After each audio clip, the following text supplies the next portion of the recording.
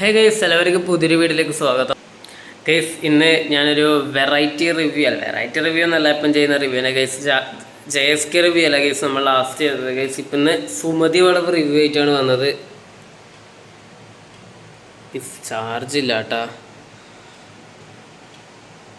Guys, വിഷയത്തിലേക്ക് കിടക്ക് guys. ഇന്ന് സുമതി വളവിൻ്റെ റിവ്യൂ ആയിട്ടാണ് ഗൈസ് വന്നത് ഗൈസ്. ഇത് ശരിക്കും ഞാനിപ്പോൾ ഷൂട്ട് ചെയ്യുമ്പോൾ ക്യാമറയിൽ ആകെ ഒരു മാതിരി ആയിട്ടുള്ള ഗൈസ്. ഇപ്പം ഞാൻ ഷൂട്ട് ചെയ്യുമ്പം ഇത് സുമതി വളവ് കണ്ടു കഴിഞ്ഞ് ഒരു 4 ദിവസം കഴിഞ്ഞിട്ടേ ഉള്ളേ.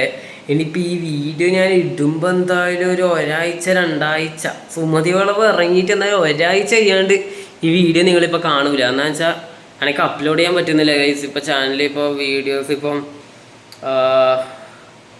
നമുക്കിപ്പോൾ ഒരു വീഡിയോ ബാക്ക് ടു ട്രാക്ക് എന്നാണ് ഒരു വീഡിയോ ഞാൻ ചെയ്ത് വെച്ചിട്ടുണ്ട്. അത് ഞാൻ അപ്ലോഡ് ചെയ്തില്ല. ഇനിയിപ്പോൾ ഈ വ്ളോഗ് ഈ റിവ്യൂ വീഡിയോ എപ്പോൾ വരുമോ പറയാൻ കഴിയില്ല.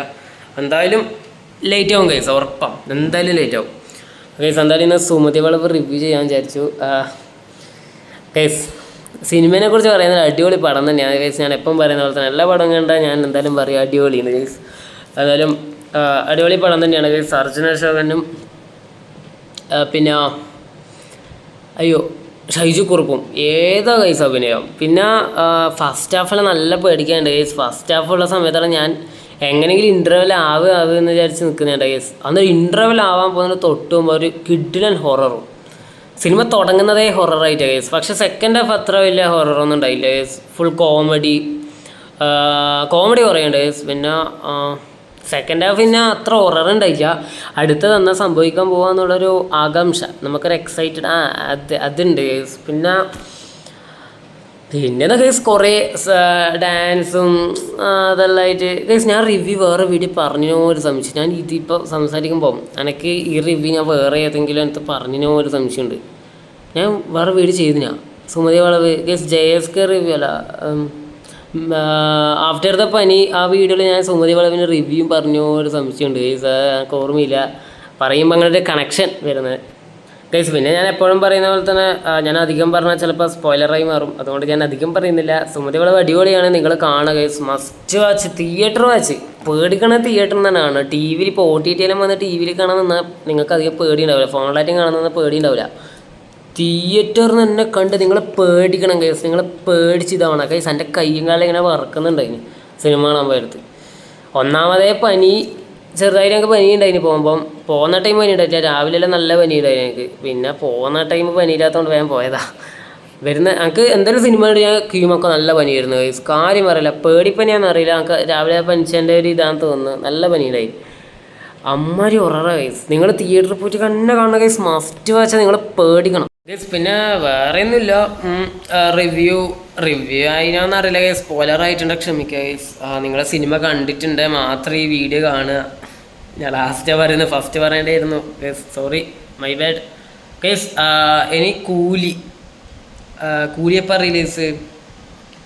കൂലി 14-ന് റിലീസ് ഗൈസ്. അവനായി വ്യാഴാഴ്ച, അതായത് അടുത്ത വ്യാഴാഴ്ച കൂലി റിലീസ് ഗൈസ്. August 14 guys. ഇനി ഈ വീഡിയോ വരുമ്പോൾ ചിലപ്പോൾ കൂലിയിൽ റിലീസ് ചെയ്ത് കഴിഞ്ഞിട്ടുണ്ടോയെന്ന് പറയാൻ കഴിയില്ല. എനിക്ക് അപ്ലോഡ് ചെയ്യാൻ പറ്റിയാൽ എന്തായാലും ഈ വീഡിയോ നിങ്ങൾ കാണും ഗൈസ്. എന്തായാലും കൂലി കാണാൻ പോകുന്ന വ്ളോഗ് ഞാൻ ചെയ്യാം ഗൈസ്. തിയേറ്ററിലേക്ക് പോകുന്നതും അതെല്ലാം ഞാൻ വ്ളോഗ് ചെയ്യാം. എന്നിട്ട് സിനിമ കണ്ട് വന്നിട്ടാകുമ്പോൾ റിവ്യൂ ചെയ്യുക ഗൈസ്. അങ്ങനെ ചെയ്യാമെന്നാണ് ഏറ്റവും നല്ലതെന്ന് തോന്നുന്നു. അങ്ങനെ ചില സിനിമേൻ്റെ ഞാൻ അങ്ങനെ ചെയ്തിട്ടില്ല ഗൈസ്. കൂടുതലും ഞാനിങ്ങനെ റിവ്യൂ മാത്രമല്ല ചെയ്യുന്നത്, വ്ളോഗായിട്ട് ചെയ്യുന്നില്ലല്ലോ ഗൈസ്. ഇന്നത്തെ ഇവിടെ ഇത്രയുള്ളൂ.